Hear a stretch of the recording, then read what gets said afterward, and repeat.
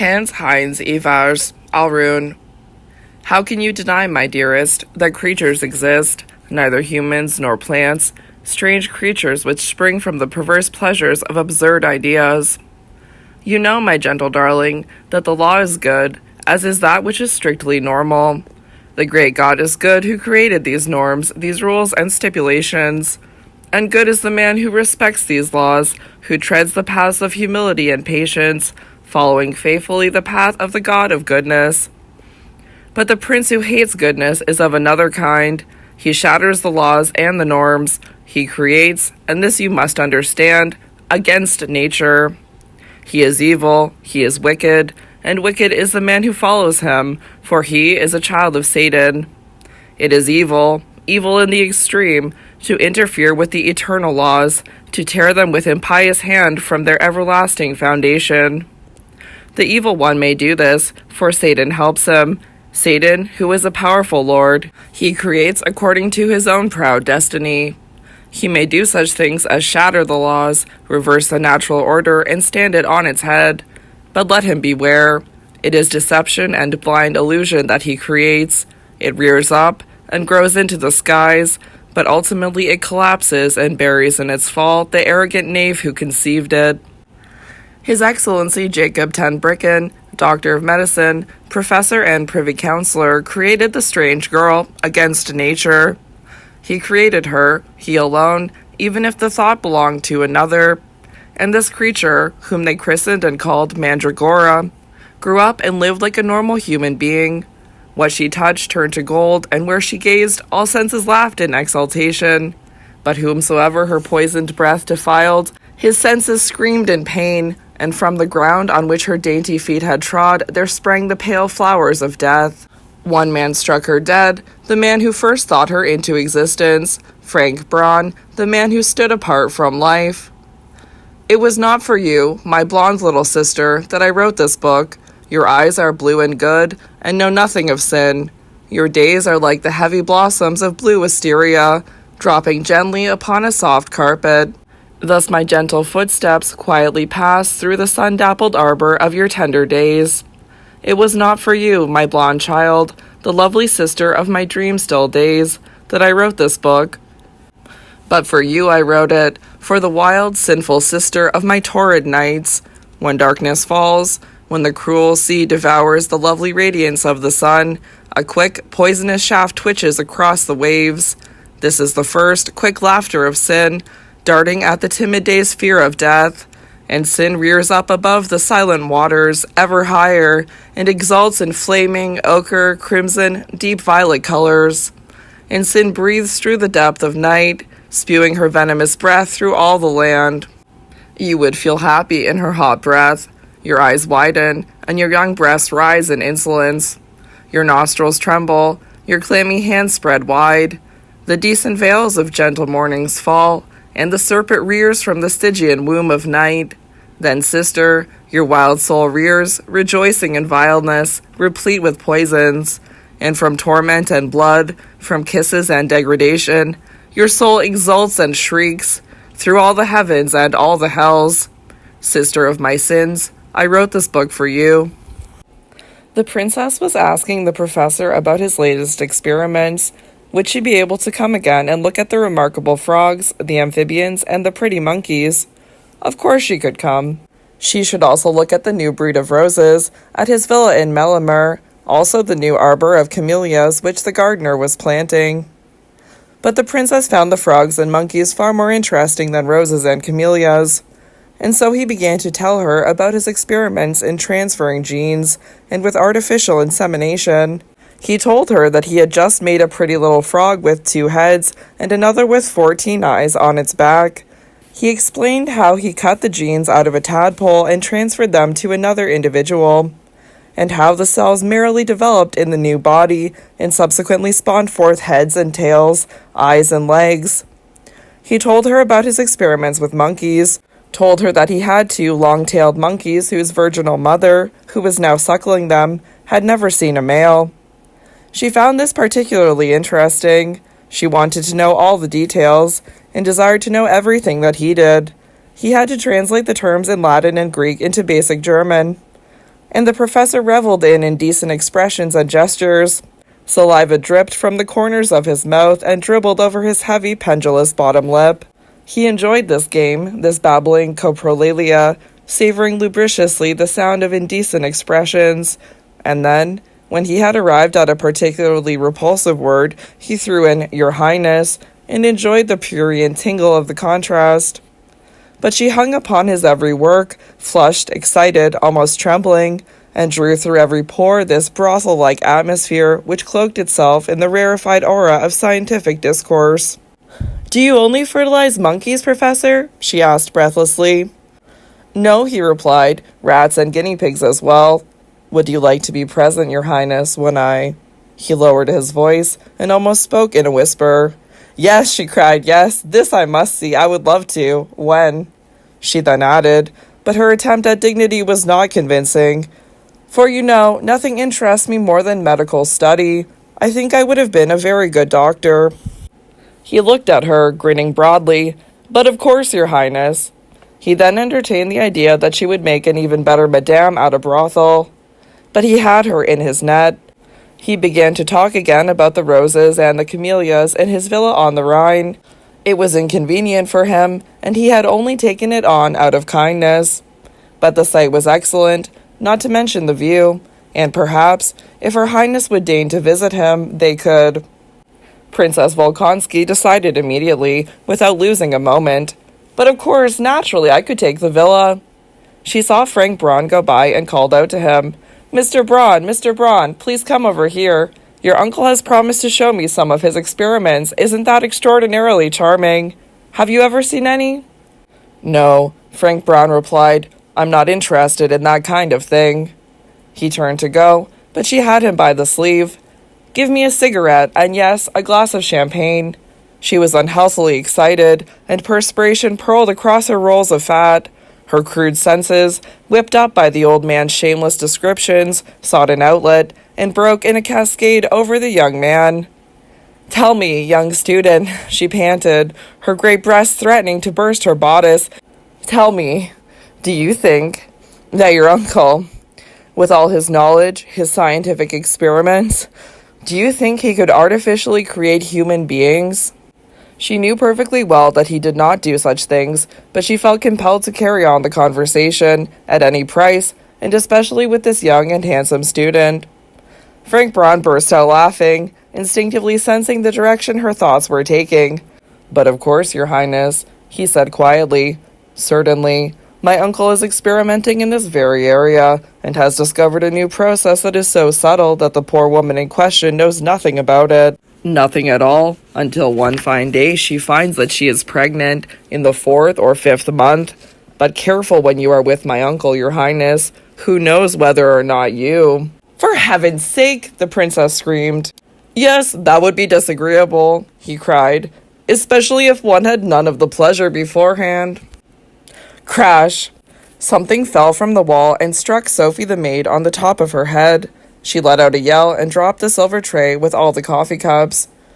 "Oh, the lovely Sev," said Frau Gontram, quite unperturbed. "What was it then?" Dr. Monin took it upon himself to look after the sobbing girl. He cut away a strand of hair, bathed the gaping wound, and staunched the blood with iron chloride. He did not neglect to pat her on the cheek and quietly fondled her firm breasts. He gave her some wine to drink and whispered gently in her ear. All sorts of extraordinary objects were hanging on the wall. An idol from the South Seas, half male, half female, striped in bold reds and yellows. 2 old riding boots, massive and heavy, with powerful Spanish spurs. Various rusty weapons. A doctor's diploma, printed on grey silk, from the Jesuit college in Seville and inscribed with the name of an earlier Gontram. A remarkable ivory crucifix, inlaid with gold. A Buddhist rosary made of large green jade beads. But the thing had been hanging at the very top, the thing that had now jumped down. You could clearly see the rip in the wallpaper which the nail had torn away from the brittle mortar. It was a brown, dusty object made of a rock-hard root, and it looked like an ancient wizened mannequin. Well, it's our mandrake," exclaimed Frau Gontram. "Well, it certainly was a good job that our Sophie was walking underneath. She comes from the Eiffel, and they're all thick-headed from there." If it had been Wolfie now, our lad, the nasty little mannequin would certainly have split his head open. And Herr Gontram continued, "That's been in the family for the last 200 years. It was supposed to have played a silly prank before. My grandfather remembered how it had jumped on his head one night, but he was probably inebriated. He enjoyed a drink or two." "What is it, then?" asked a lieutenant of the hussars. "Well, it's supposed to bring money into the house," replied Herr Gontram. "That's an old legend, anyway. Old Manas would be able to tell us. Come on, then. Away you go, Mr. Polyhistoricus. What is the legend about the mandrake?" But the little lawyer was not keen. "Nothing, only what everyone knows." "Nobody knows it, nobody. You greatly overrate our modern educational system," the lieutenant replied. "Come on, Manas, don't keep us waiting," said Mrs. Gontram. "I've always wanted to know what the ugly old thing was meant to be." So he began. He spoke dryly, in a scholarly fashion, as though he were reading out of a book. He did not stumble over his words, scarcely raised his voice, and he swung the root in his right hand back and forth like a baton. Mandrake, mandragora, also called mandragola, Mandragora officinarum, a plant of the solanaceous family, found around the Mediterranean basin, in southeast Europe, and as far as Asia and the Himalayas. The leaves and blossoms are narcotic, were used in earlier times as an opiate, and were used during operations in the famous medical school in Salerno. The leaves could also be smoked, and the fruits were made into aphrodisiacs. They were supposed to incite lust and make men potent. Jacob used them for his little trick with Laban's flocks. The plant is called dudane in the Pentateuch, but it is the root which plays the most important part in the old stories. As early as Pythagoras, you find a reference to its remarkable similarity to an old man or woman. In his time, they believed that it could make you invisible, that it could weave magic or, conversely, act as a talisman against witchcraft. The German legends concerning the mandrake derive from the early Middle Ages, from the time of the Crusades. The criminal, hanged stark naked at the crossroads, would ejaculate his last drop of sperm at the moment his neck was broken. The seed falls onto the earth and fertilizes it. A mandrake is born, either male or female. The local people went out at night to dig it up.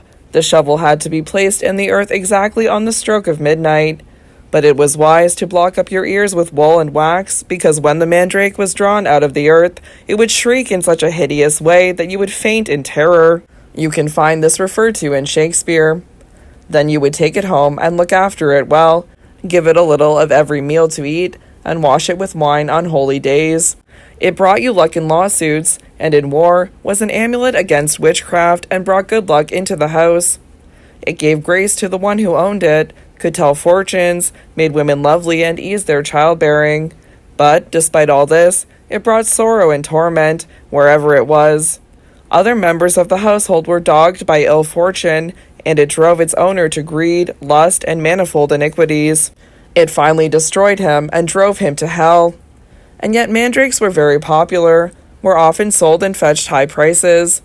It is said that Wallenstein carried a mandrake around with him for the whole of his life, and the same is said of England's polygamous King Henry VIII. Manas stopped and threw the hard piece of wood onto the table. "Most interesting, yes, most interesting," said Count Geraldingen. "I am most grateful to you for your little lecture, sir." But Madame Marion declared that she would not for one moment tolerate such a thing in her home, and stared with eyes wide open at Mrs. Gontram's rigid, bony, mask-like face. Frank Braun moved swiftly towards the professor. His eyes were shining, and he seized the old gentleman by the shoulder. "Uncle Jacob." "Well, what is it, my boy?" asked the professor. But he got up and followed his nephew to the window. "Uncle Jacob," the student said again, "this is what you need. This is far better than silly tricks with frogs and monkeys and small children. Come on, uncle, go down the road that nobody has gone before." His voice was shaking, and he nervously exhaled smoke from his cigarette. "I don't understand a word of what you're saying." "You must understand. Weren't you listening to what he was saying? Make a mandrake, a mandragora, something that is alive, that has flesh and blood. You can do it, uncle, you and no one else on earth." The professor looked at him, uncertain, doubtful, But there was such conviction in the student's voice, such strength of belief, that he involuntarily hesitated. "Speak more clearly, Frank," he said. "I really don't know what you mean." His nephew hastily shook his head. "Not now, uncle. I'll take you home, if you will allow me." They crossed the yard and entered the long, low house from the right. It was basically an enormous room with a tiny antechamber and a few small offices. The massive bookshelves ran along the walls, packed with thousands of volumes. There were also low glass cabinets dotted around the room, full of Roman artifacts.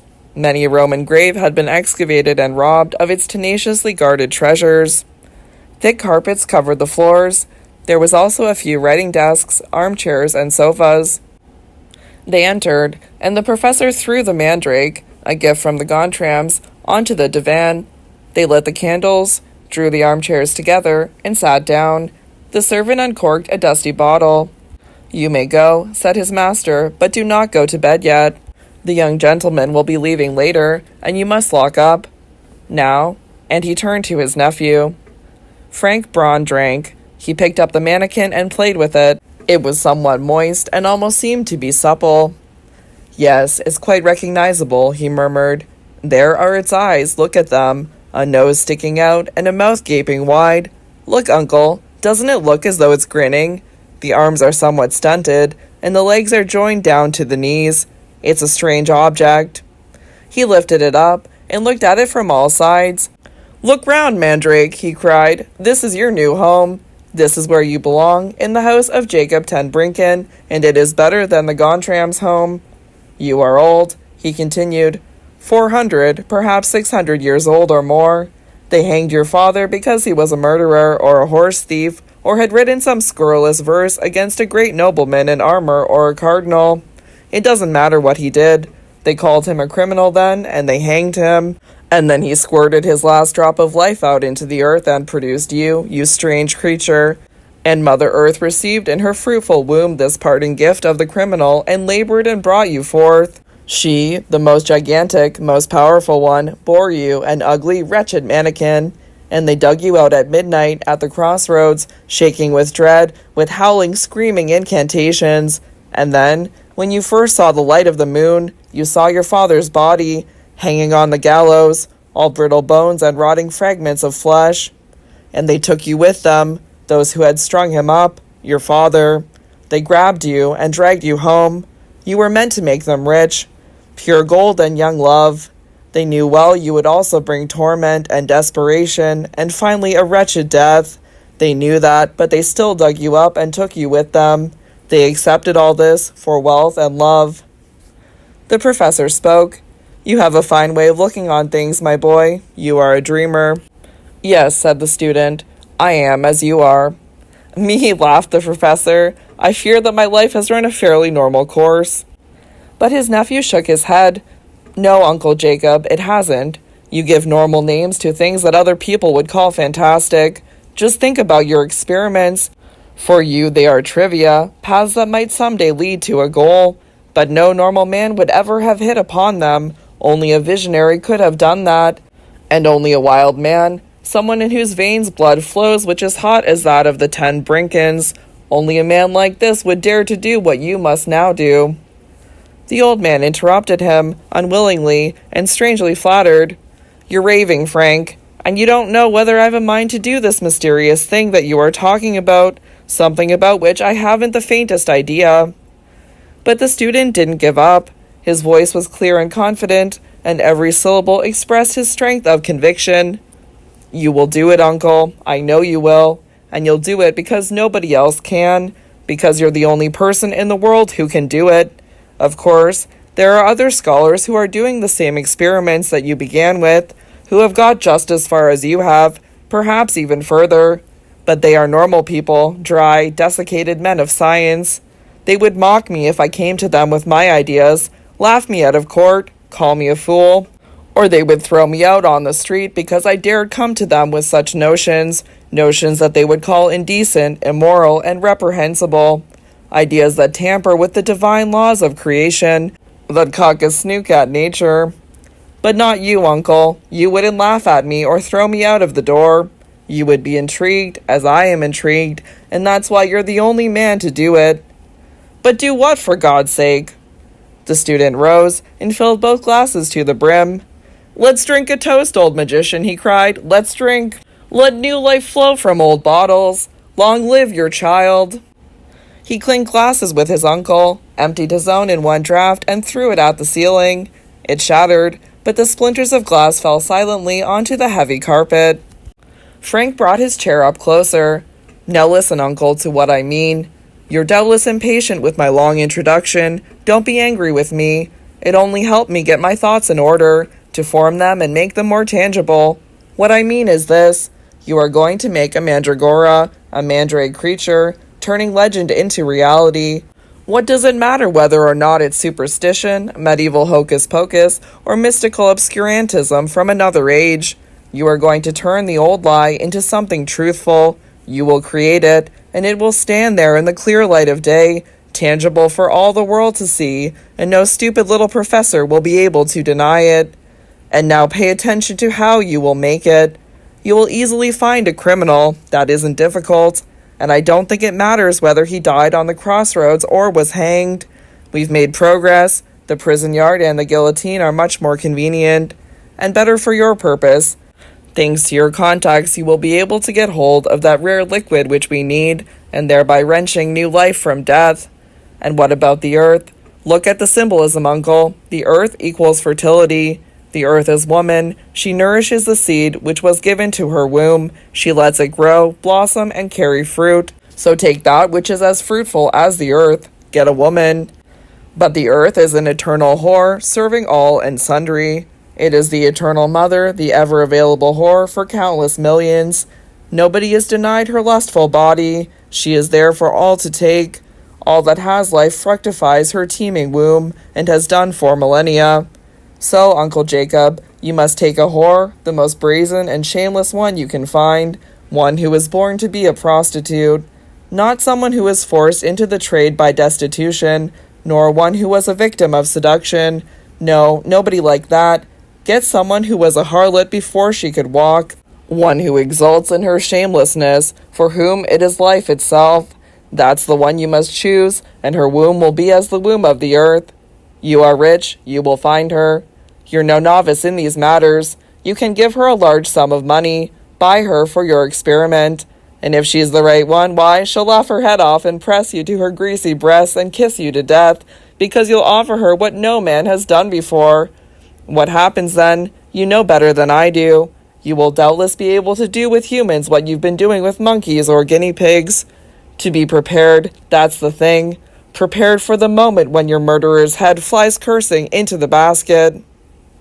He had jumped to his feet and was leaning on the table, staring at the old man with a fixed, penetrating gaze, and the professor caught his gaze and, squinting, parried it, as a dirty, crooked scimitar parries an elegant foil. "And then, my dear nephew, and then?" he asked. "When the child is born, what happens then?" The student trembled, and his words dropped slowly from his mouth. "Then we shall have a miraculous being." His voice was light, supple, and resonant, like the tones of a stringed instrument. "Then we shall see what was true in the old legend. We shall be able to look into the deepest corner of nature." The prostitute Alraune, Mandragora's mother, had been charged with burglary. Her case was not helped by her obstinate denials and the fact that she had a previous conviction, but extenuating circumstances were found, probably because she was very pretty, and also because Dr. Gontram was the counsel for the defense. She was given an 18-month prison sentence, with her period in custody taken into account. But Professor Ten Brinken was able to have her sentence reduced, even though her behavior in prison was hardly exemplary. But this behavior was excused by the hysterical and febrile condition in which she found herself, which Ten Brinken stressed in his appeal for clemency. The fact that she was soon to be a mother was also taken into consideration. She was released as soon as the first labor pain set in, and was taken early in the morning to the Ten Brinken clinic. She lay there in her old white room, number 17, at the end of the corridor, that same room where, 9 months previously, the professor had persuaded her to undergo that strange operation. Her contractions had begun when they had transferred her there, Dr. Peterson assured her that it would all be over very quickly. But he was wrong. The birth pangs lasted all day, the following night, and all the next day. They receded somewhat, but then set in with renewed ferocity, and the girl screamed and moaned and threw herself this way and that in fearful agony. In his report on her death, Dr. Peterson stressed the strong constitution and the splendid physical shape of the mother, both of which promised a smooth delivery. But it was the most unusual transverse presentation of the baby that caused the resulting complications, which made it impossible to save both mother and child. It was further mentioned in the report that the baby, a girl, let out the most terrible scream when it was still in its mother's womb, a scream so penetratingly shrill and loud such as neither the doctors in attendance nor the attendant midwife had ever heard from a newborn child before. This scream had almost something conscious about it, as though the baby had experienced some dreadful pain on being separated from her mother. It was so awful and so penetrating that they all were horrified, and Dr. Persheed had to sit down, whilst cold sweat dripped from his brow. Then the baby did become quiet, and did not even whimper. She was very delicate and fragile, and when she was bathing her, the midwife noticed an unusually developed atresia vaginalis. That is, the skin of both legs was joined down to the knees. But this remarkable phenomenon was found, after careful examination, only to be a superficial fusion of the epidermis, which could easily be severed by a prompt and simple operation. As regards the mother, it was obvious that she had had to suffer dreadful agony. It had been impossible to give her chloroform or an epidural injection, neither was scopolamine. Morphium administered as the bleeding, which could not be staunched, had greatly weakened the heart. For hours on end she had done nothing but scream and moan. Her cries had only been drowned at the moment of birth by the shrieking of the baby.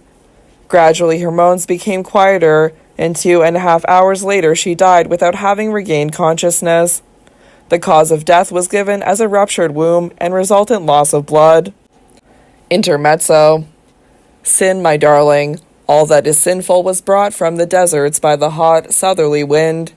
Where the sun has been baking the earth for endless millennia, a white, thin wraith hovers over the sleeping sand, and soft clouds are formed from the wraith, clouds which the whirlwind blows hither and thither, and which change into round, strange eggs, and the hot glow of the sun holds them in its breath. And in the livid night there creeps a basilisk, spawned by the moon after its strange fashion. The moon, eternally barren, is its father, but its mother is the sand, barren likewise. This is the mystery of the desert. Many say that it is an animal, but this is not so. It is a thought, growing there where there is no earth, and no seed. A thought which sprang from that which is eternally barren, and now assumes strange forms which life does not know. This is the reason that no one can describe this being, because it is like nothingness, indescribable. But it is true, as people say, that it is very, very poisonous, for it devours the baking eggs of the sun which the whirlwind rolls in the sandy wastes, and so it is that purple flames shoot from its eyes, and that its breath smolders in grey, hot vapors. But the basilisk does not devour all the mist eggs, this child of the pale moon. When it is sated and bloated with the hot poisons, it spews its greenish saliva over those that are still lying in the sand, and scratches the fragile shell with a sharp talon, so that the foul slime may enter. And when the early morning wind arises, it sees a strange pulsing and throbbing amongst the thin shells, as though from veils of violet and moist green. But when in the lands of the sun the eggs burst, eggs which the sun has hatched, crocodile eggs, toads, snakes, eggs of the ugliest lizards and amphibians, then the poisonous eggs of the desert split also, with a gentle crack. There is no yolk, no lizard, no snake, only a diaphanous, strange formation, iridescent like the veils of the dancer whose dance is of fire, perfumed as the pale sanga blossoms of Lahore, resonant as the singing heart of the angel Israfel, and swollen with poison, like the basilisk's dreadful body. And then the south wind sprang from the tropics, crept from the swamps of the hot forest, danced above the wastes of sand. It lifts the glowing veils of the sand eggs, carries them far over the azure sea. seizes them like gentle clouds, like the loose robes of nocturnal priestesses. And so the poison pestilence of all concupiscence flies to the golden north. Cool, little sister, as your north are our silent days. Your eyes are blue and good, and know nothing of hot desire. The hours of your days are like the heavy blossoms of blue wisteria, dropping gently upon the soft carpet. Thus my gentle footsteps pass through your sun-dappled arbor. But when the shadows fall, my young sister, a tingling spreads over your young skin. Rags of mist fly up from the south, and your greedy soul inhales them. And in a kiss of blood, your lips provide the hot, hot poison of the desert places. Yet no, my fair little sister, you sleeping child of my dream-still days. When the mistral gently curls the blue waves, when the voices of sweet birds sing from the top of my rosy bower, then I may well browse in the heavy leather volume of Professor Ten Brinken. My blood flows through my veins, slow as the sea, and with your quiet eyes, in an infinite calm, I read the story of Mandragora, and I pass it on, as I found it, simply, clearly as is right for one who is free of passions. But I have drunk the blood that flowed one night from your wounds, that was mixed with my red blood, this blood that was poisoned by the sinful venom of the torrid wastes. And when my brain is feverish with your kisses, these kisses that bring pain, and with your lustful desires that bring torment, then it might happen that I shall tear myself away from your arms, wild sister. It may be that, heavy with dreams, I sit at my window on the sea, a window open to the hot blast of the sirocco. It may be that I shall take up the professor's leather volume once more, where I might read Mandragora's story, and read with your hot, poisonous eyes. The sea shrieks on the motionless rocks, then my blood shrieks in my veins, and that which I am reading seems very, very different to me, and I pass it on as I find it, wild, hot, as is right for one so full of all the passions. The leather volume, which contained the entries relating to Mandragora's life, began with a few episodes which seemed to be of interest for our narration. The first relates to the operation for the child's atresia vaginalis, which Dr. Peterson performed, and to which we may attribute his untimely end. The professor mentioned that he had promised his assistant a 3-month holiday, fully paid, because of the latter's help in the birth of the child, and also bearing in mind the savings which the mother's death had brought with it. He had also promised him an extra 1,000 marks on top of this. Now Dr. Peterson had looked forward enormously to his holiday and to the journey that he wished to undertake, the first of any length that he had ever made in his life. He insisted, however, in performing the operation, a very simple one, before he left, although it could have been postponed without any difficulty. He did the operation a couple of days before his intended departure, and with great success as far as the baby was concerned. But unfortunately, he sustained severe blood poisoning, which is all the more remarkable because Dr. Peterson normally demonstrated the most scrupulous hygiene. He died some 48 hours later after much suffering. It was not easy to determine the direct cause of this poisoning. There was a wound on the lower part of his left arm, which was scarcely visible to the naked eye, and may have been caused by a slight scratch from the little patient. A further report tells that the baby, which had been left in the clinic under the care of the nurse, was a remarkably still and tender child. It only screamed once, and that was when it received its holy baptism, performed in the cathedral by Ignatius Schroeder, the chaplain.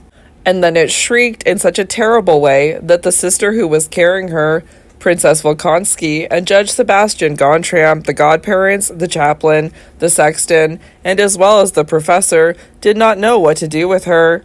She had started screaming the moment they carried her out of the house, and did not stop till they brought her back home from the church. The shrieking had risen to such an intolerable pitch in the cathedral that the Reverend Father had had to execute the holy rites as speedily as possible, in order to spare himself and the assembled company the dreadful cacophony. It had been an enormous relief when the christening was at an end and the nurse had carried the baby into the carriage. In the girl's first years of life, nothing extraordinary happened. At least, we do not find anything inscribed in the leather-bound volume devoted to Mandragora, the name that the professor, quite understandably, gave her. It was reported that the professor had taken the decision, even before she had appeared in the world, to adopt and, in his last will and testament, to make her his sole beneficiary, expressly excluding all his relations. We also learned that the princess gave her, as a christening present, an extremely expensive and tasteless necklace consisting of 4 gold chains studded with jewels and 2 strings of large and beautiful pearls.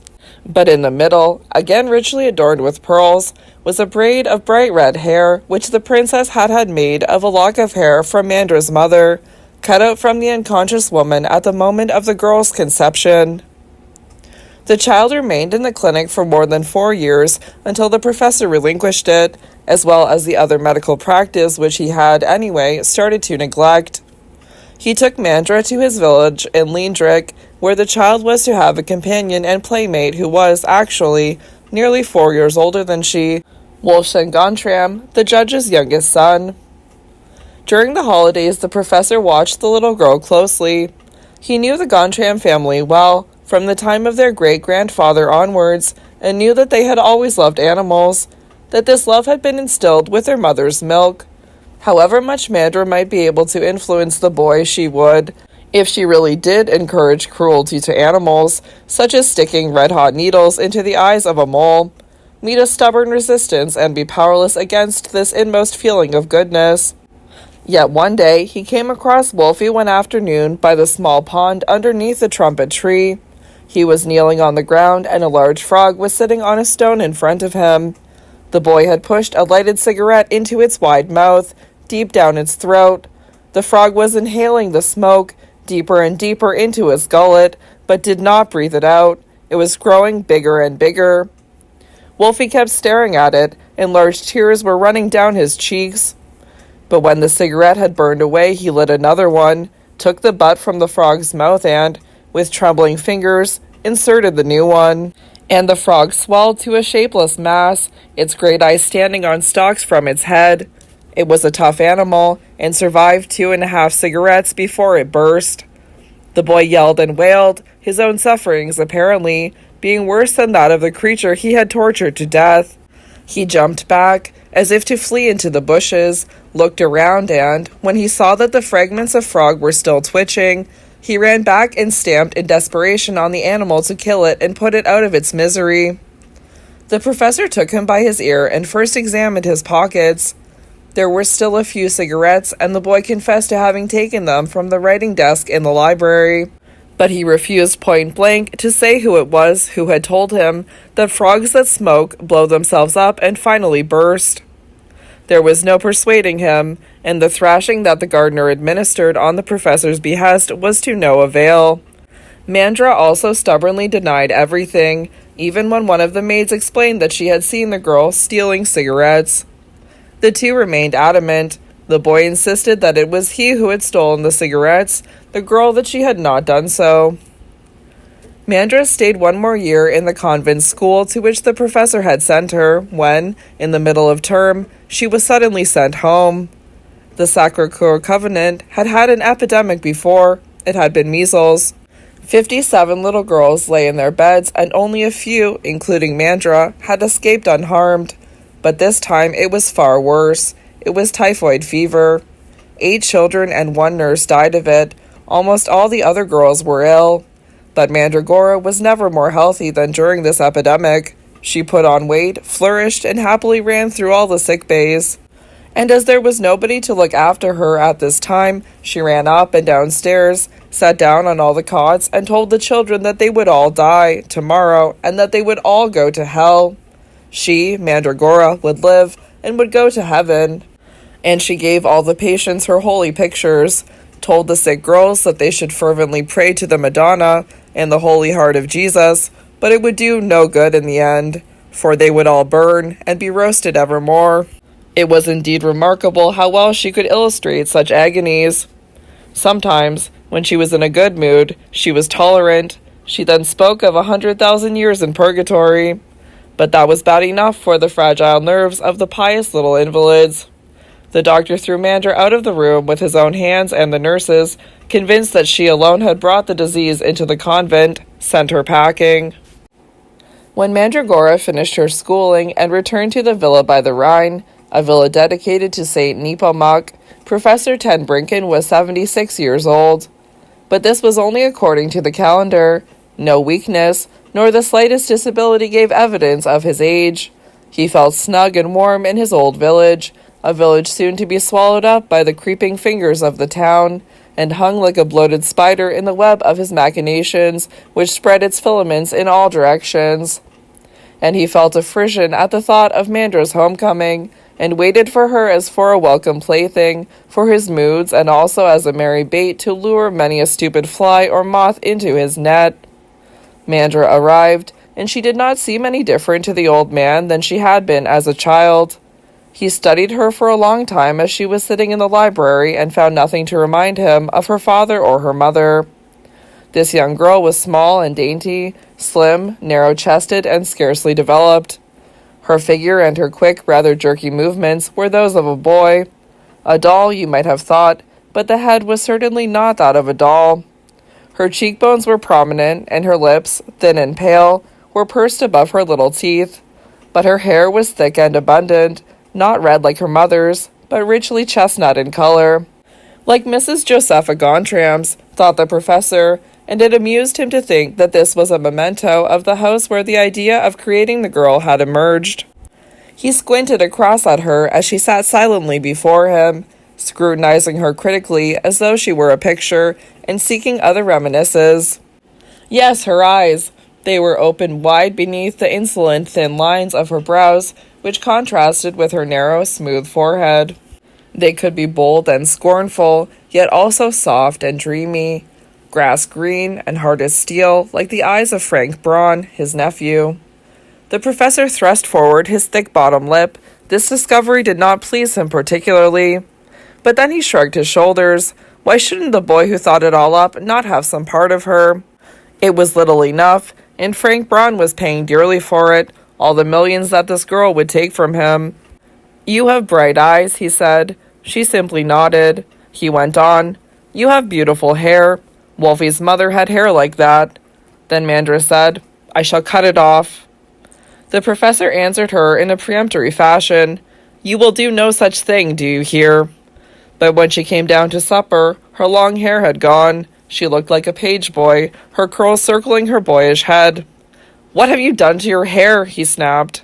She quietly answered, "Here," and showed him a large cardboard box where the long strands were lying.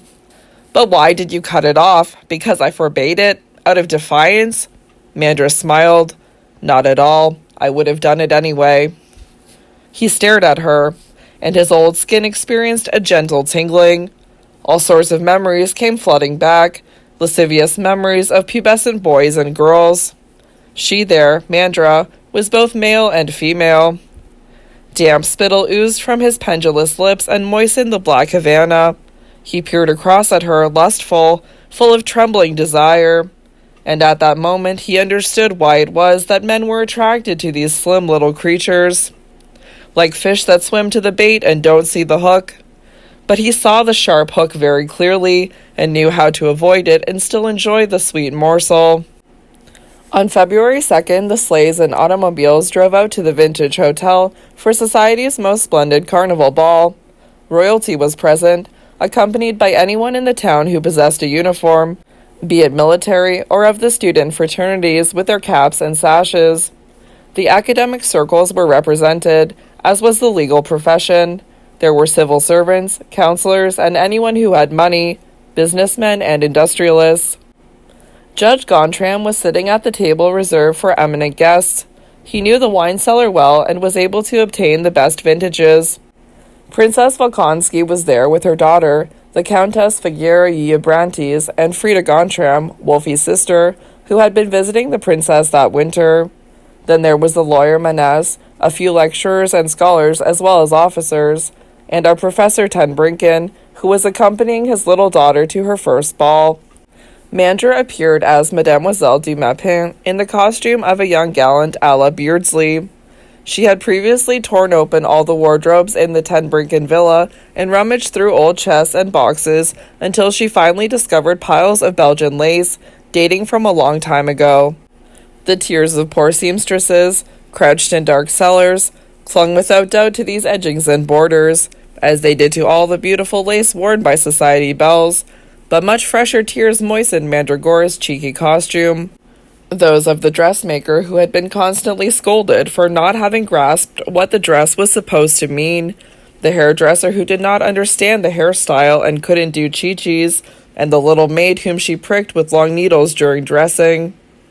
What a torment it was, arranging Gautier's girl according to the Englishman's bizarre conception.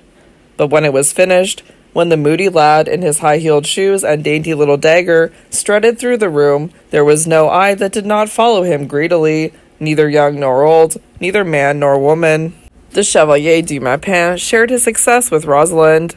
The Rosalind of the last scene of Shakespeare's play was played by Wolf Gontram, and the stage never saw a more beautiful one, not in Shakespeare's time, when slender boys played the part of girls, nor later, when Margaret Hughes, the mistress of Prince Rupert, was the first woman to play the pretty girl in As You Like It. Mandra had dressed him. She had taken great pains to teach him how to walk, how to dance, how to hold his fan, and how to smile. And as she seemed to be a boy, and yet also a girl in Beardsley's costume, a creature kissed on the brow by both Hermes and Aphrodite, so Wolf Gontram no less incorporated the figure of Beardsley's great countryman who had written the sonnets. In his robe of gold and scarlet brocade, he was a pretty girl, yet also a boy. Her Majesty sent an adjutant and summoned the two of them to present themselves. She danced the first waltz with them both, first as a gentleman with Rosalind, then as a lady with the Chevalier du Mappin, and she burst into loud applause when, in a minuet, Théophile Gautier's curly-headed dream boy bowed in a coquettish fashion before Shakespeare's lovely dream girl. Her Majesty was an excellent dancer, an outstanding player on the tennis court and the best ice skater in the town, and would have preferred to dance with the two of them all night long. But the crowd also wished to stake its claim, and so Mademoiselle du Mappin and Rosalind flew from one partner to another, now pressed by the muscular arms of young men, then held against the warm, heaving breasts of young women. The orchestra was playing, soft and seductive, Roses from the South. Mandra seized Wolfie's hand and pulled him away. "Come, Wolfie, let's dance." They moved to the center of the floor and presented themselves. A gray-bearded art historian noticed them, climbed on his chair and shouted, "Silence! A waltz expressly for the Chevalier du Mappin and his Rosalind." Several hundred pairs of eyes rested on the pretty couple. Mandra sensed this, and every step she took was taken in the knowledge that she was being admired. But Wolf Gontram was aware of nothing. He only knew that he was in her arms, and was carried by soft strains of music, and his large black eyebrows sunk, and shaded his deep, dreamlike eyes.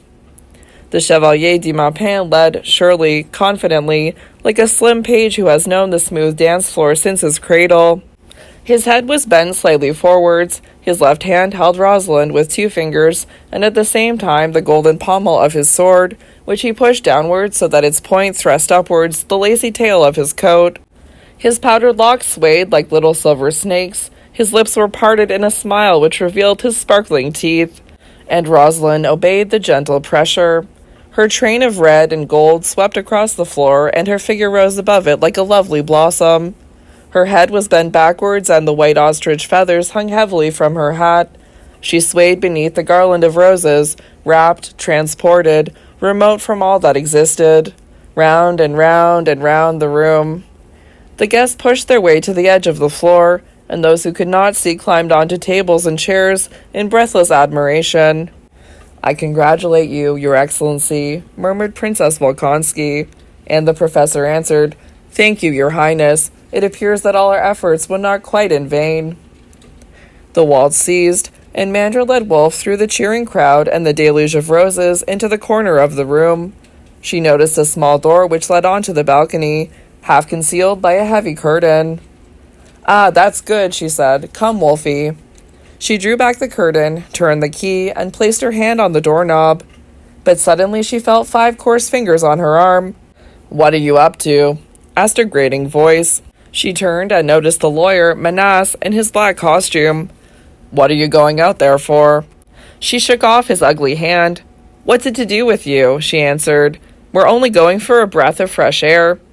He nodded vigorously. I thought so. That's why I followed you. But you won't do it, you won't. Mandragora rose to her full height and looked at him insolently. And why not? Do you think you can stop us? He flinched involuntarily beneath her gaze, but would not give in. Yes, I shall stop you, me. Don't you understand that it's madness? You're both glowing hot, bathed in sweat, and you want to go out on the balcony when it's -12 outside? We're going, insisted Mandragora. All right, he yelped. You go. It's a matter of total indifference what you do, miss. I only want to prevent the boy from going. Mandra looked at him from top to toe. She pulled the key from the lock and opened the door. So, she said. She stepped out onto the balcony and beckoned to Rosalind. Will you come out into the winter night with me? Wolf Gontram pushed the lawyer aside and quickly stepped through the door. Manas grabbed him and held his arm tightly, but Wolf silently pushed him again, so that he fell awkwardly against the heavy curtain. Don't go, Wolf, the lawyer screamed. Don't go! He was almost wailing, and his hoarse voice cracked. But Mandragora was laughing out loud. Adieu, faithful retainer. She slammed the door in his face, put the key in the lock, and turned it twice. The two of them walked through the snow and leaned over the balustrade, Rosalind and the Chevalier du Maupin. The full moon was shining down onto the wide street below and cast its sweet light onto the Baroque architecture of the university and the Archbishop's venerable palace. The moonlight danced over the glittering white expanse and threw fantastic shadows across the pavements. Wolf Gontram drank in the icy air. How lovely, he said, and pointed at the white street below, whose silence was absolute. But Mandragora was looking up at him, at his white shoulders gleaming in the moonlight, at his large eyes, shiny like two black opals.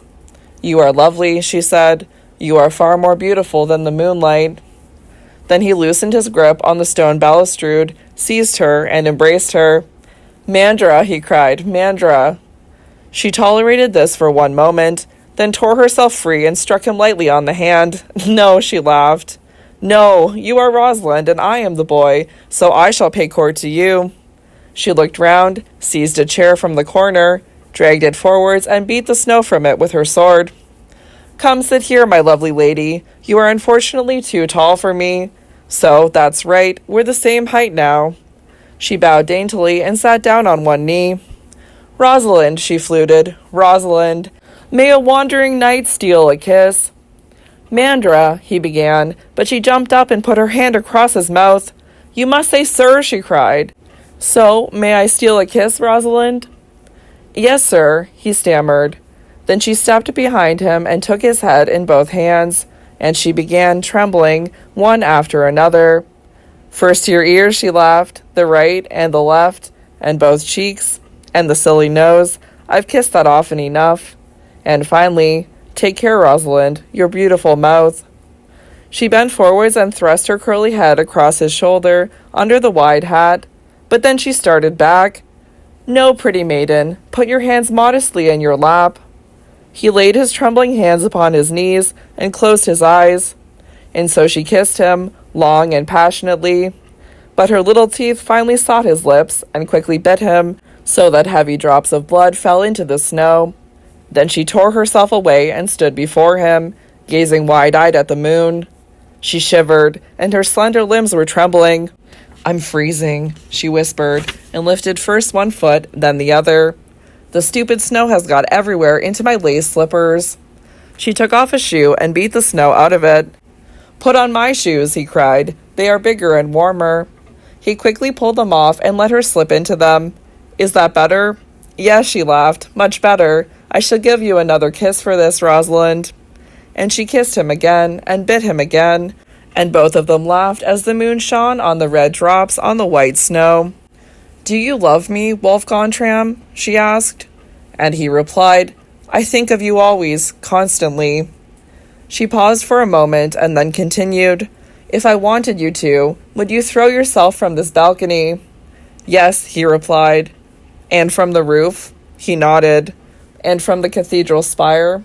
He nodded again. Would you do anything for me, Wolfie? She asked, and he said, Yes, Mandra, if you loved me. She pursed her lips mockingly and gently swung her hips. I don't know whether I do love you, she said slowly. What would you do if I didn't love you? Then those splendid eyes, his mother's eyes, gleamed with a darker radiance than ever, and the moon above was jealous of these human eyes, crept away and concealed itself behind the cathedral tower. Yes, the boy said, yes, even then. She sat upon his lap and put her arms around his neck. For that, Rosalind, for that I shall kiss you a third time. And she kissed him longer, more passionately.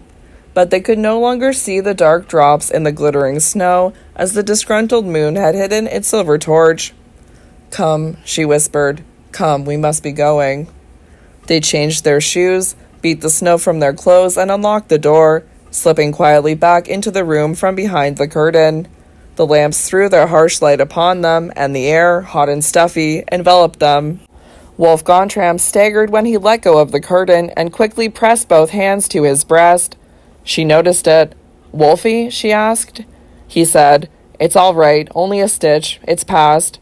Hand in hand they walked through the room. Wolf Gontram was not in the office next morning. He did not get out of bed, was feverish, with a high temperature. 9 days he lay there, calling out her name in his delirium. He never regained consciousness during this time. Then he died. Inflammation of the lungs. And they buried him in the new cemetery. Miss Mandragora Ten Brinken sent a large wreath of dark roses. The Privy Councillor, His Excellency Professor Ten Brinken, was walking up and down in his room slowly, with heavy dragging steps. Is it really so bad? How long do you think I need to go away? Menas, the little lawyer, turned and looked at him. For how long? He gasped. What kind of question is that? For as long as you live. You should count yourself lucky that this possibility remains open to you. It's certainly pleasanter to squander your millions in a villa on the Riviera than ending your days in prison. And it would be prison, I can assure you. And it's the authorities that have left this escape route for you. The prosecution could just as well have signed the warrant for your arrest this morning, and everything would have been over by now. Damned decent of them, but they would take it very badly if you didn't use this little exit. And when they decide to act, then they'll get you. And then, Your Excellency, this would be your last night as a free man. The judge said, Flee, make your escape. It seems to me the best thing you could do. Yes, yelped Menis, certainly the best and, indeed, the only solution for a crook and an embezzler. Disappear into thin air and take that daughter with you. Londonic and the whole town would be grateful. The professor pricked up his ears. For the first time that evening, some sign of life entered his features, and the rigid mask of apathy slipped, that mask upon which a nervous restlessness had flickered. Mandra, he whispered. Mandra, if she came too. He passed his plump hand 2 or 3 times across his powerful forehead. He sat down, took a glass of wine, emptied it. Gentlemen, I think you're right, he said. I thank you for this. Would you please go through everything once more? He seized the bundle of documents, shares, policies, the papers which were his undoing. The lawyer began and quietly, precisely explained the legal technicalities. He worked through the stocks and shares, summed up each possibility of getting out or self-defense, and Professor Ten Brinken threw in the occasional word and, as in the old days, fought and manipulated. He grew increasingly clearer in his mind, and with each new danger there was also a new suppleness in his thinking. Some papers he kept to one side. These posed no danger, but there were still sufficient number to bring about his undoing. He dictated a few letters, gave out instructions, took down notes, and suggested appeals, complaints. Then he studied the train timetable, made his plans, and gave instructions for what to do next. And when he left his office, he would claim that he had ordered his affairs to his satisfaction. He hired a taxi and was driven to Lendrick, confident and assured. And it was only when the servant opened the gate and he was walking across the courtyard and up the stairs to the mansion that his confidence left him. He looked for Mandra and felt it was a good omen that there were no guests in the house. The maid informed him that she had dined alone and was in her room. So he climbed the stairs, knocked on her door, and went in at her. Enter. I must talk to you, he said. She was sitting at her writing desk and briefly looked up at him. No, she said. It's not convenient. It's most important. It can't be delayed. She looked at him, and lightly crossed one foot over the other. Not now. Go downstairs. Give me half an hour. He left, took off his fur coat, and sat on the sofa. He waited and mulled over what he would say, every sentence, every word. After a good hour had passed, he heard her footsteps. He rose and went to the door, and there she stood, dressed as a lift boy in a bright, strawberry-colored uniform. "Ah," he sighed, "that's nice of you." "To reward you," she laughed, "because you were such an obedient daddy. Now, what's it all about?"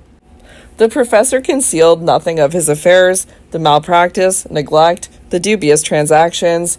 He spoke precisely, embellishing nothing. She did not interrupt him, and let him speak and confess. "It's basically you who are to blame," he said. "I could have dealt with everything, without any trouble. But I let it all slide, and devoted myself to you, and then the many-headed Hydra." "The naughty Hydra," she mocked, "and now poor Hercules has his difficulties. Now, little daddy, tell me what you are going to do." He explained that they would have to flee, now, immediately. They could do a bit of traveling, see the world, London first, then Paris. They could stop there for a bit and get whatever they wanted, and then overseas, travel through America, to Japan or India, just as she wished, or both. They had time, after all. And then Palestine, Greece, Italy, Spain, just as she wanted. They could stop for a bit, then move on. And finally they would buy a beautiful villa somewhere on Lake Garda or on the Riviera. She could have horses, her cars, also her own yacht. She could entertain if she wished, and live in a grand style. He was not abstemious with his promises. He painted the scene in bright colors, all the splendors, and his febrile brain devised new, even more enticing blandishments. And then he stopped and put his question to her. "So, little one, what do you say? Would you like to see all of this? Would you like to live like this?" She was sitting at the table and swung her slim legs back and forth. "Oh yes," she nodded. "I'd like to very much. Only—" "What?" he asked quickly. "If you have another wish, just let me know. I know I can grant it." She laughed at him. "Well, grant it then. I'd love to travel, but not with you." The professor staggered backwards and almost fell. He grasped the arm of a chair. He gasped for words, but found none. She continued, "It would be boring with you. I find you tiresome. I shall travel, but without you." He laughed too, trying to convince himself that this was a joke. "But it's me who's got to travel," he said. "I've got to escape this very night." "So go then," she said quietly. He tried to seize her hands, but she put them behind her back. "And you, Mandra?" "Me? I'm staying." He started again, begging, imploring. He told her that he needed her like the air that he breathed. She should take pity on him. He would soon be 80 and he wouldn't be a burden for much longer. Then he threatened her, yelling that he would disinherit her, cut her off without a penny. "Just you try it," she interposed. He kept on talking, describing the radiance that would surround her. She would be free as no girl before her, do whatever she wished. There would be no wish, no thought that he would not grant her. But she should just come with him, and not leave him alone. She shook her head. "I like it here. I've done nothing wrong. I'm staying." She said this quietly, calmly. She didn't interrupt him, but let him do all the speaking, all the promising. But she shook her head every time he put the question. Finally, she jumped from the table and walked past him, quietly, to the door.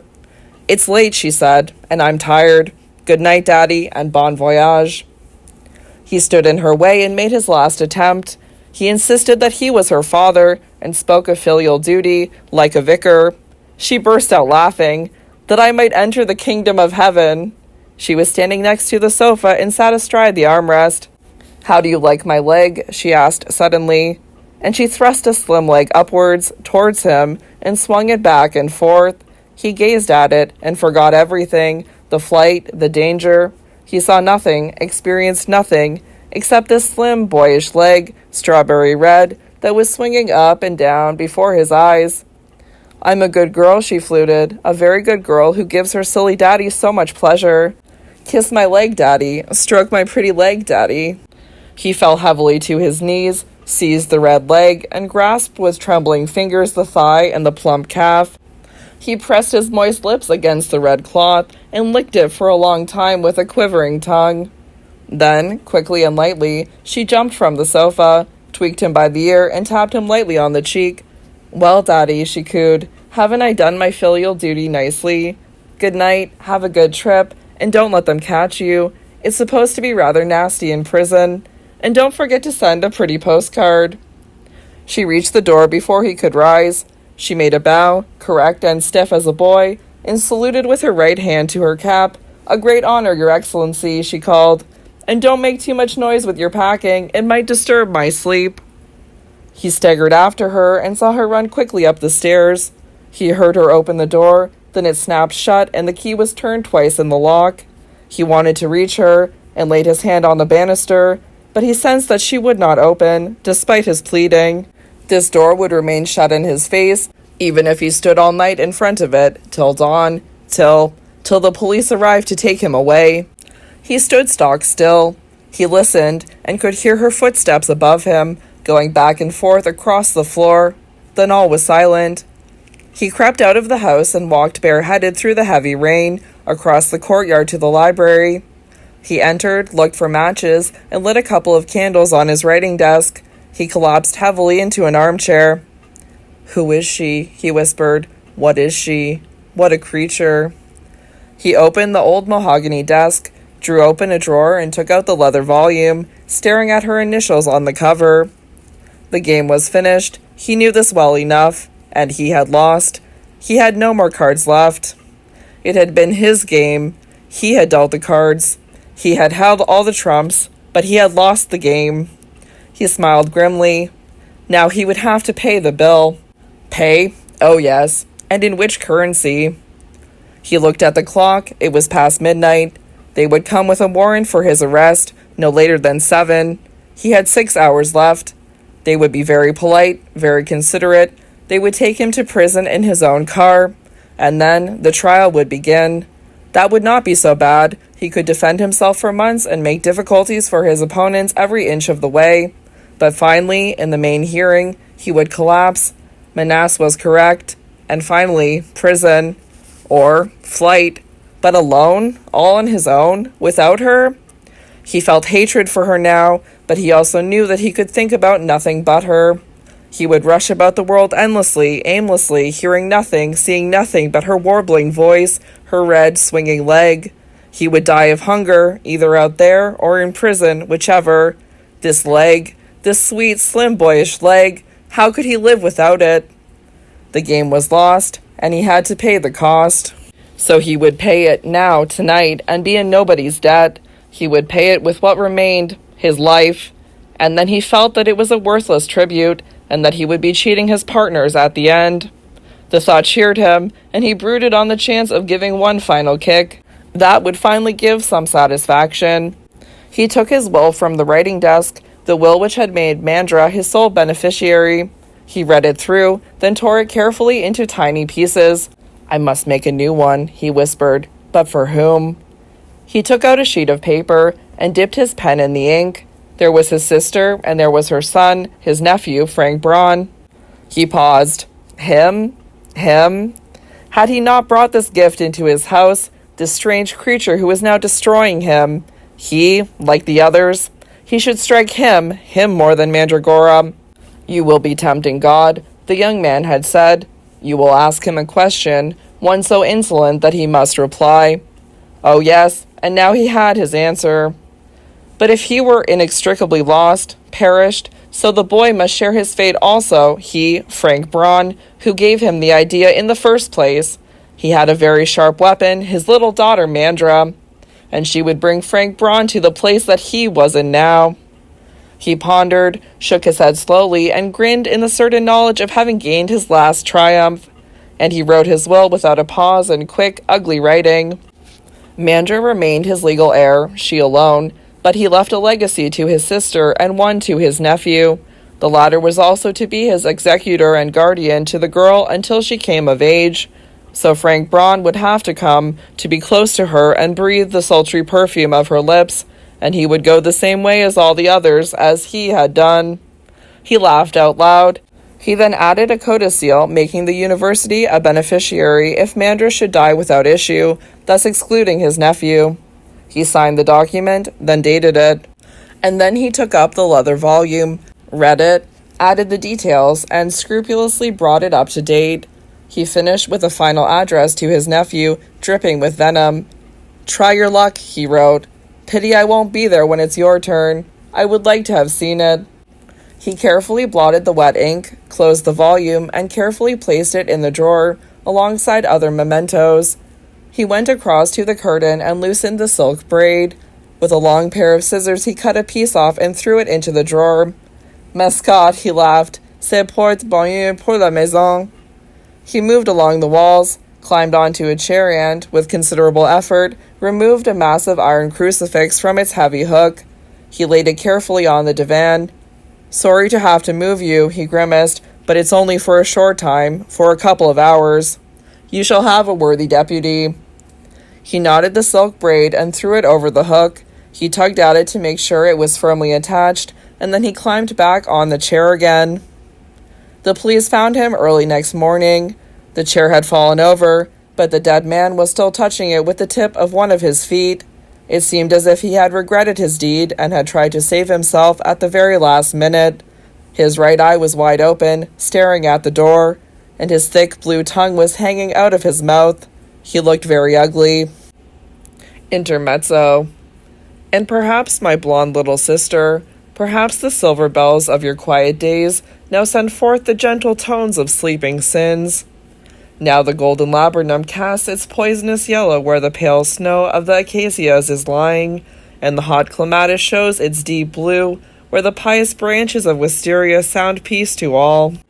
Sweet is the gentle play of lustful desires, sweeter, to me it seems, the cruel battle of the nocturnal passions, but sweeter than all, I think, is the sleeping sinfulness of hot summer days. Lightly she slumbers, my gentle friend, and one may not wake her, for she is never so lovely than in such a sleep. My dear sinfulness rests in a mirror, quite near, resting in a thin silk sheaf upon white linen. Your hand, my sister, hangs over the edge of the bed, the narrow fingers lightly clenched, fingers that wear my golden rings. Your pink nails gleam like the first blush of day. Fanny, your black maid, has manicured them, created this small miracle. And in the mirror I kiss the transparent wonder of your rosy nails. Only in the mirror alone, only with caressing glances and the gentle breath of my lips. For when sin awakes they grow, and become the sharp claws of a tigress, and tear my flesh. Your head rises from the lacy pillow, and your blonde curls fall profusely. They fall gently, like a flickering golden fire, like the gentle rustling of the first winds at the young day's awakening. But your small teeth smile between your narrow lips like the milky opals in the gleaming bracelet of the moon goddess. I kiss your golden hair, little sister, and your gleaming teeth. Only in the mirror alone, with the gentle breath of my lips and with caressing glances. For this I know, when hot sin awakes, then the little milky opals become tusks, and your golden locks become fiery vipers. Then the tiger's claws tear my flesh, and the sharp fangs gouge bloody wounds. The flaming vipers hiss about my head, creep into my ears, squirt their poison into my brain, and whisper and utter the wild legends of monstrous lusts. Your silken shift slips from your shoulder, and your childish breasts laugh. They rest like two white kittens, young as the day, and their sweet pink lips pout upwards. They gaze at your gentle eyes, blue eyes of stone which refract the light. They dazzle as the starry sapphire which gleams in the silent head of my golden Buddha. Do you see, little sister, how I kiss them back in the mirror? For I know well, when it wakes, when the eternal sin awakes, blue lightning will flash from your eyes and strike deep into my poor heart, make my blood boil and seethe, and their heat will melt the powerful chains which keep madness in thrall, and madness will roar into the world. And then the wild beast, free of its chains, will be unleashed, and it will hurl itself upon you, sister, in raging torment, and it will hack its claws into your sweet little breasts that now, because sin is wakened, become the monstrous breasts of a lustful harlot, and the beast's wild maw will sink its fangs into you, and pain exults in torrents of blood. but my glances are still gentle, quieter than the tread of nuns at the Holy Sepulchre, and still more gentle is the breath of my lips, like the Spirit's kiss on the host in the minster, the kiss that transforms the bread into the body of our Lord. It should not wake, this beautiful sin, it should rest and have peace. For nothing, my dear friend, seems to me sweeter than chaste sinfulness in its tender sleep.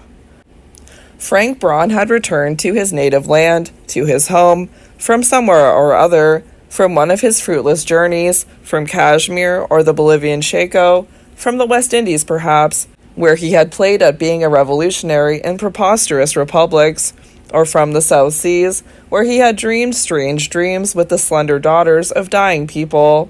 He returned from somewhere or other. He returned to Londonic, through the fragrance of spring, to his ward. Frank Braun crossed the courtyard and noticed that a light was burning in the library.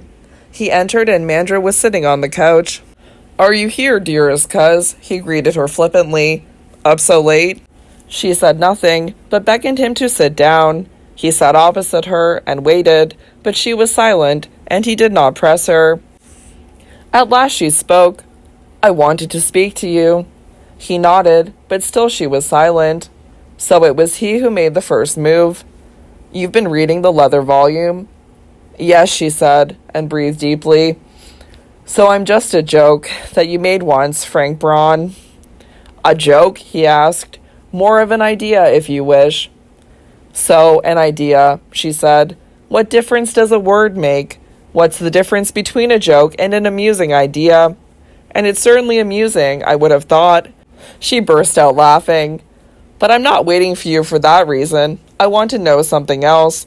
Tell me, do you think it's true?" "What am I supposed to believe?" he answered. "You mean whether I believe what Uncle wrote in his book?" "Yes, I believe it." She shook her head impatiently. "No, I don't mean that. It is true naturally. Why should he lie?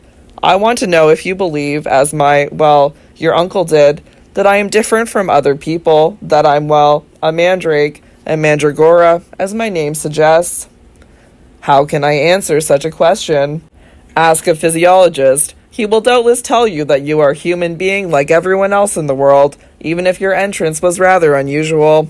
He will say that all the subsequent events were accidents, trivia which—" "I'm not interested in all that," she interrupted. "It's a matter of indifference to me. I only want to know, are you of the opinion that I am an unusual being?" He was silent, looking for an answer, and did not know what to say. He believed it, and yet, at the same time, did not. "Look," he started. "Go on," she urged him. "Do you think that I am some sort of joke which took on shape and form, your idea, which the old professor threw into his retort, which he boiled and distilled until that creature emerged who is sitting before you now?" And this time he did not hesitate. "If you put it like that, yes, I do believe it." She laughed lightly. "I thought so. And that is why I was waiting for you this evening, so that you would be cured as quickly as possible of this arrogance. No, cousin, it wasn't you who put this thought into the world, no more than your dear uncle did." He did not understand her. "Well, who was it then?" She put her hand under the cushions. "This did," she cried. She drew out the mannequin, threw it into the air, and caught it again, gently caressing it with nervous fingers. She laid it down on a silken cushion and looked at it with an almost tender gaze. And she spoke to it thus: "You are my father and my mother. You are that which created me." He looked at her. Perhaps it is true, he thought to himself. Thoughts drift through the air like pollen, swirl about and then settle in a human brain. They often sicken, dry out, and die. Only a very few find a good, fertile soil. She may be right.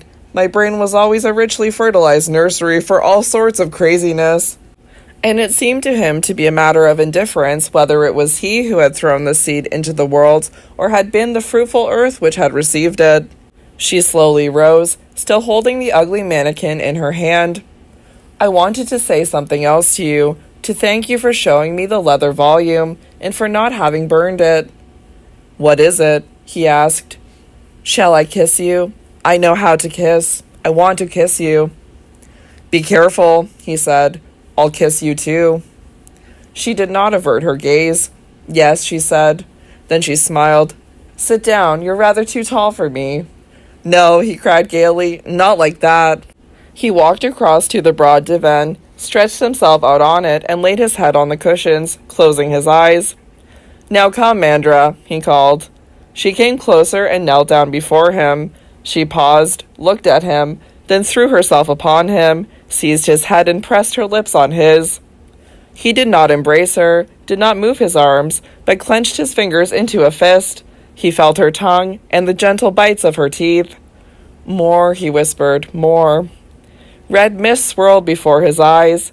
He heard the hideous laughter of Professor Ten Brinken, the large, startled eyes of Mrs. Gontram when she asked the lawyer Manas to explain what a mandrake was, saw them wiping it with a large napkin. "More," he murmured.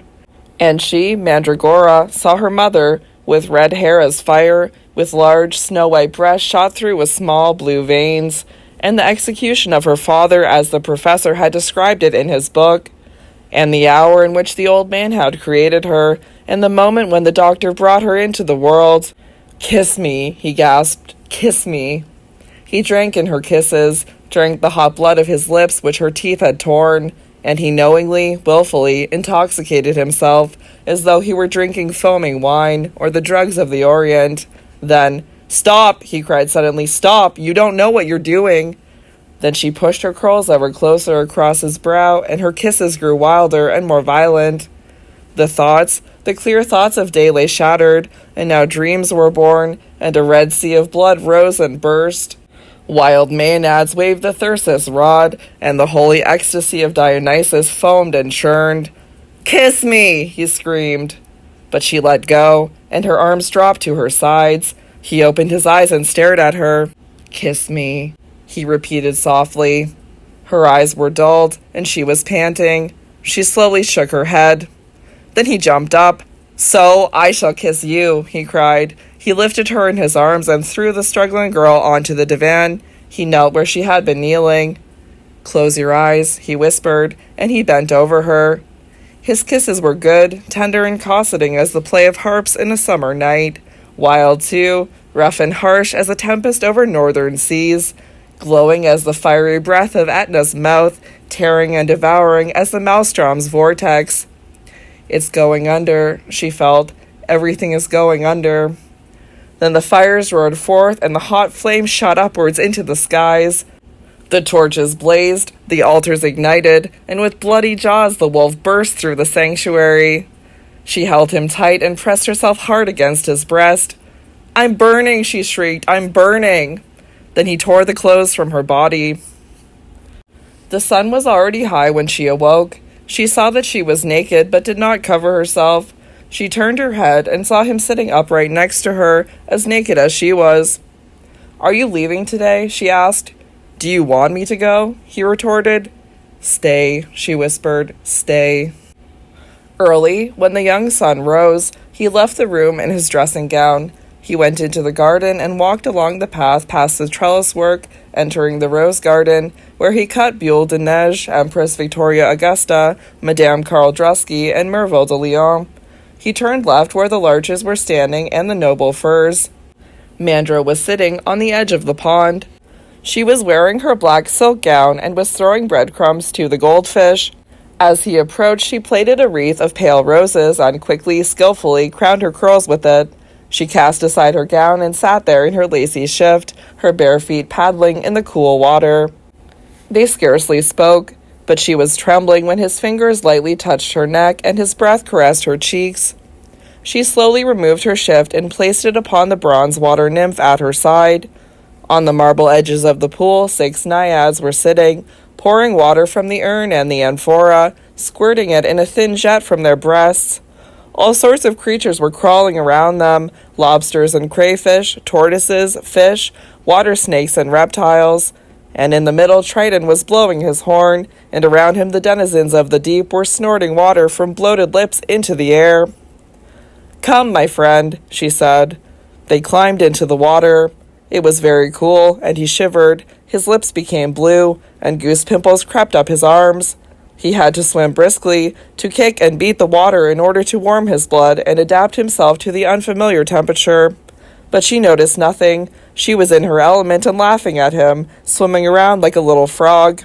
"Turn on the taps," she called. He turned them on, and then, from 4 places close to the edge of the pool, near the picture of Galathea, light waves began to foam. They swelled for a while, broke, and grew higher and higher. They rose strong and powerful, rising and falling, higher than the rays of Trident's creatures. 4 gleaming, sparkling silver cascades. There she stood, in the middle of the 4, surrounded by the shimmering rain, like a lovely boy, slim and tender, and his gaze kissed her slowly. There was no blemish in the elegant proportions of these limbs, no defect in this sweet apparition. Her skin was of an even color, white Paros marble with a light hint of yellow. Only the inside of her upper thighs were pink and showed a strange mark or line. That was how Dr. Peterson died, he thought to himself. He bent down, knelt, and kissed the rosy softness. "What are you thinking?" she asked. He said, "I think you're a Melusine.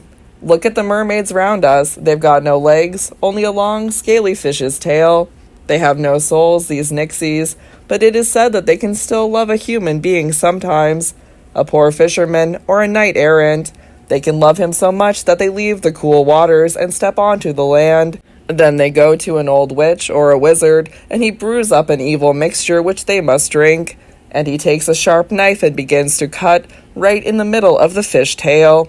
It is agonizing, but Melusine swallows her suffering for the sake of her great love. Doesn't lament, doesn't weep, till almost unconscious with pain. But when she wakes up, her fish tail has gone, and she can walk on 2 lovely legs, just like a human being.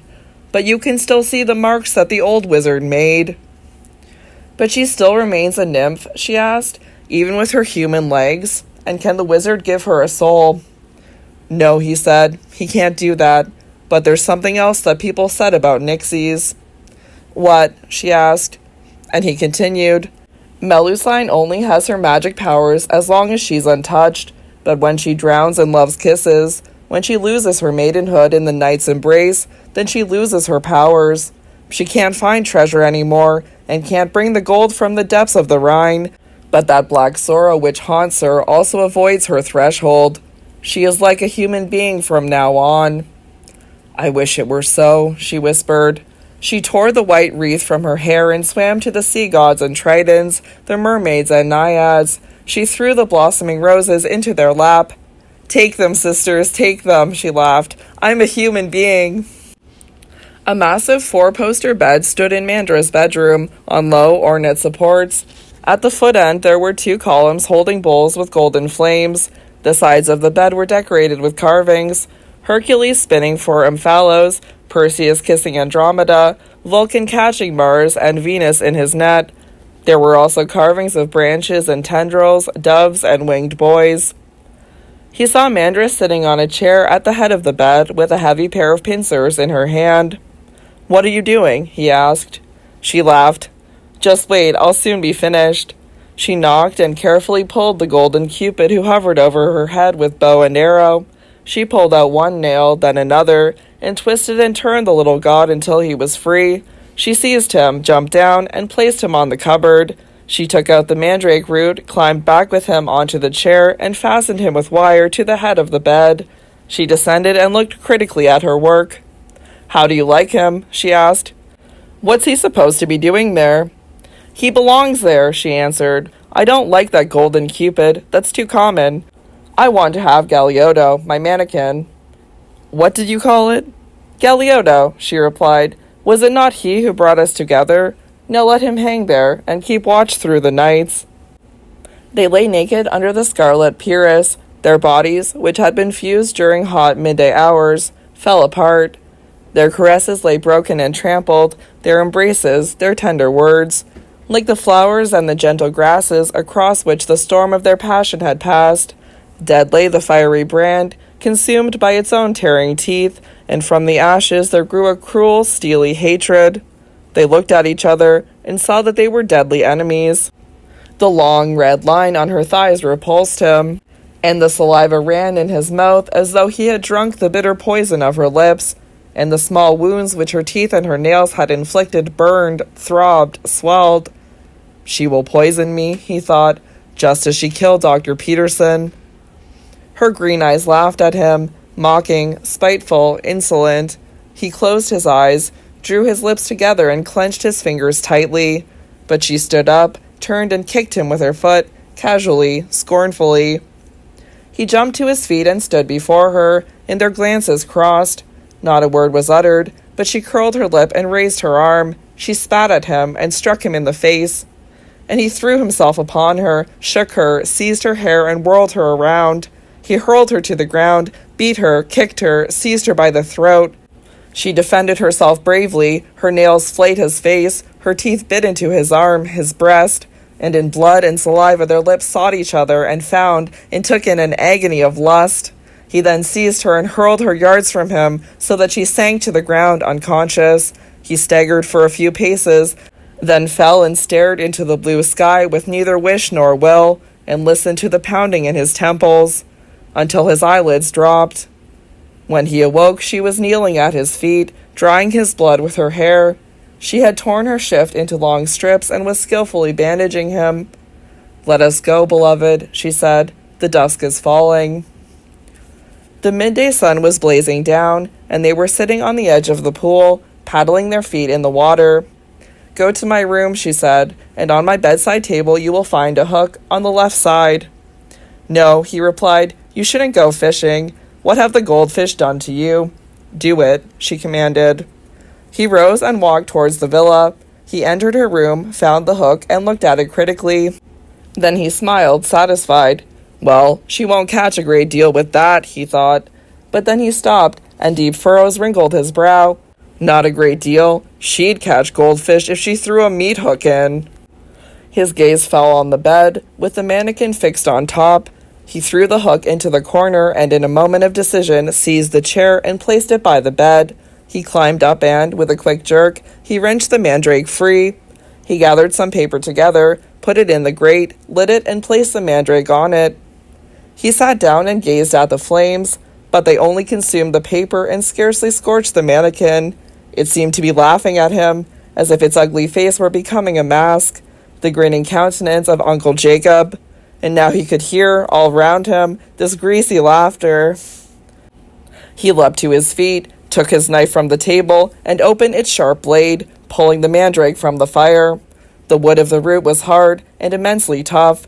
He could only cut small chips off it, but he persevered and hacked, one piece after another. The sweat stood out on his brow, and his fingers were aching with the unaccustomed effort. He rested, got some more paper, some bundles of unread newspapers. He threw the wood chippings onto it and poured eau de cologne and attar of roses on top. Now it was burning merrily. The flame gave him strength again, and he hacked the chips from the wood, feeding the fire as he went. The mannequin grew smaller, without his arms and legs, but still continued to resist, driving deep splinters into frank bronze fingers. But he laughed, and grimly anointed the hateful head with his blood, and pared new segments from the body. Then he heard her voice, hoarse, almost broken. "What are you doing?" she cried. He jumped to his feet and flung the last fragment into the hungry flames. He turned, and his green eyes gleamed madly. "I've killed it," he yelled.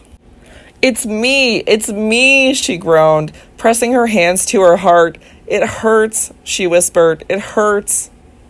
He strode past her, slamming the door, but an hour later he was lying in her arms again, sucking her poisonous kisses once more. It was true, he was her teacher. They walked hand in hand through the park of love, on secluded paths, away from the crowded avenues. But where the paths ended, in the wild undergrowth, where he stopped and turned away from steep precipices, there she strode laughingly forward, nonchalant, without fear or shame, lightly, as though it were a dance. In the park of love there was no red, poisoned fruit that she did not pluck and which her smiling lips did not taste. She knew from him how sweet it was to be drunk when the tongue sipped the little drops of blood which sprang from beloved flesh. But her lust seemed insatiable, and her burning thirst could not be slaked. In this night he was exhausted by her kisses and slowly freed himself from her limbs. He closed his eyes and lay like a dead man, rigid and immovable. But he was not sleeping, his senses wide awake despite his tiredness. He lay like this for many hours. The full moon shone brightly through the open window onto the white bed, and he heard her move at his side, gently moaning and whispering wild words, as she always did in such moonlight nights. He heard her get up, go singing to the window, then slowly return. He felt her bend over him, staring for a long time. He did not move. She got up again, ran to the desk, and then returned, and she blew, quicker and quicker on his left breast, and then waited, listening to his breathing. Then he felt something cold and hard scratch his skin, and knew that it was a knife. Now she will drive it in, he thought, but the thought was not terrible, sweet rather, and good. He did not move, and waited for the quick incision which would cut his heart open. She cut, slowly, gently, not very deep, but deep enough for his hot blood to spurt forth. He heard her quick breathing, and opened his eyes a little. Her lips were half open, and the tip of her tongue was thrust greedily between her shining teeth. Her small white breasts were heaving, and a demented fire sparkled in her green staring eyes. She suddenly threw herself over him, pressing her mouth to the open wound, and drank. He lay immovable and felt his blood flowing to his heart. It seemed as though she would drain him dry, drink all his blood, leave not one single drop in him, and she drank through all eternity. She finally lifted her head. He saw how flushed she was, her cheeks gleaming red in the moonlight, and pearls of sweat upon her brow. With caressing fingers she stroked the drying source of her red intoxication, and pressed a few light kisses on the wound. She turned and gazed at the moon with staring eyes. Something was drawing her. She rose and moved heavily to the window. She climbed onto a chair and placed one foot upon the window ledge, transfigured by a silvery effulgence. Then quickly and decisively she climbed down again. Looking neither to right nor left, she glided through the center of the room. "I am coming," she whispered. "I am coming." And she opened the door and slipped into the night.